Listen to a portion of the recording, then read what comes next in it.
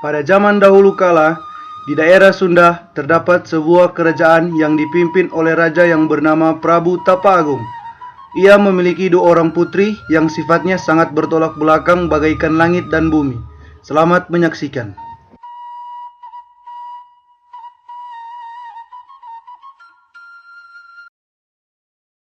Ayah sudah terlalu tua.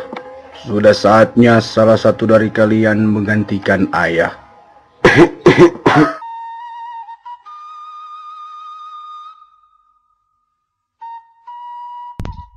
Aku kan putri sulung, pasti aku yang naik tahta dan menjadi ratu.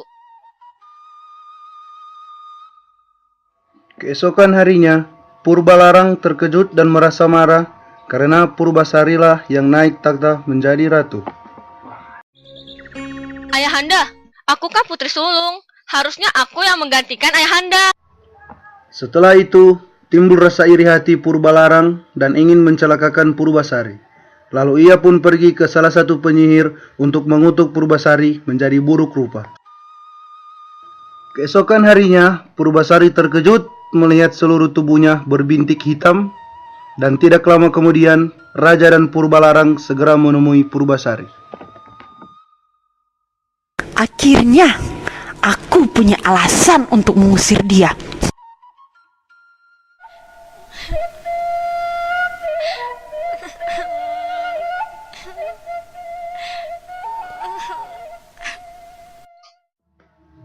Raja sedih karena hukuman orang yang terkutuk adalah diusir dari kerajaan.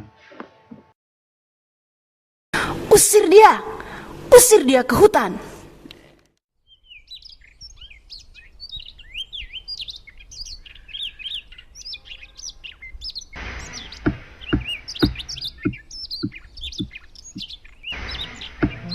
Sesampainya di hutan, pengawal yang kasihan lalu membuatkan tenda untuk Purbasari. Tuan Putri harus bersabar. Pasti Tuhan akan memberikan hikmat untuk melewati cobaan ini. Iya Paman, terima kasih Paman.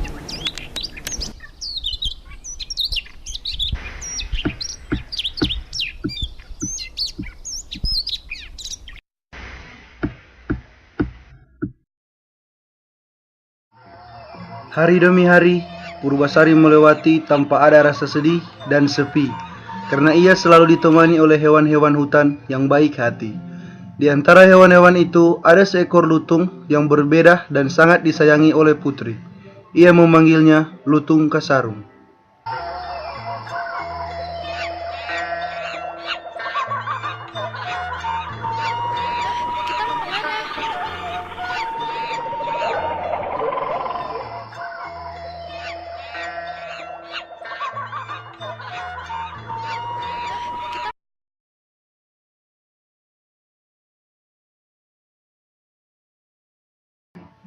Pada suatu malam, ia bersikap aneh.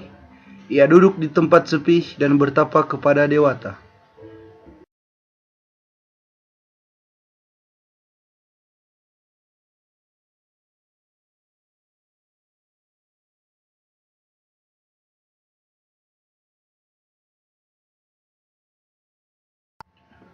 Pagi harinya, Lutung menyuruh Purbasari berendam di air yang berada di balik batu supaya ia sembuh.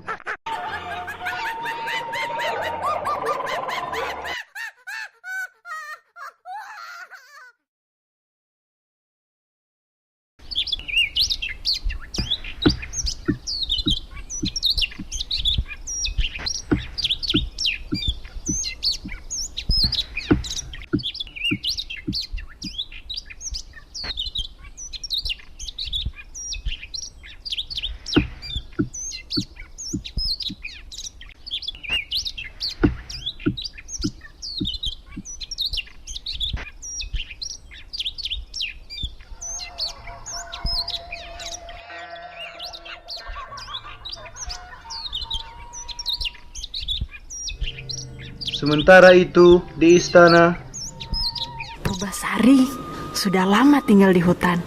Pasti kondisi kulitnya semakin jelek.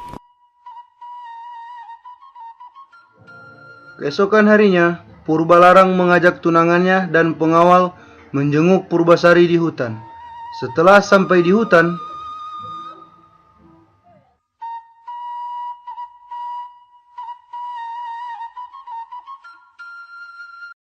Wah, kakak datang. Loh, apa yang terjadi dengan kulitmu yang jelek itu? Kok bisa jadi bersih sih? Ini semua berkat si Lutung, Kak. Dia menyuruhku berendam di mata air ajaib. Airnya harum dan dengan sekejap kulitku menjadi kembali seperti semula. Sakitku sudah sembuh. Bolehkah aku kembali ke istana bersama kalian? Hah, tidak semudah itu. Kalau panjang rambutmu melebihi panjang rambutku, baru kamu boleh kembali ke istana. Kalau tidak, kamu harus tetap tinggal di hutan. mereka mengukur rambutnya masing-masing dan ternyata rambut Purbasarilah yang lebih panjang dan ia memenangkan kontes tersebut. Ada satu syarat lagi yang harus kamu penuhi kalau kamu mau kembali ke istana. Syaratnya, kalau kamu memiliki tunangan yang lebih tampan dari tunanganku, baru kamu boleh kembali ke istana. Hahaha, mana mungkin si Lutung yang jelek itu bisa adu tampan dengan tunanganku.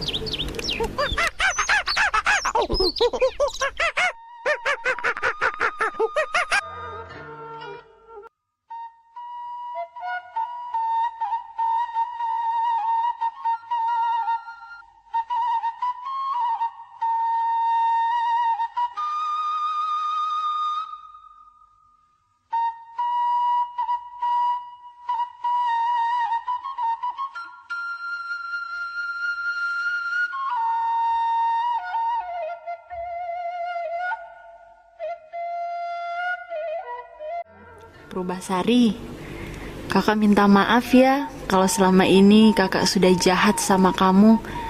Sekarang kakak menyesal dengan semua perbuatan kakak.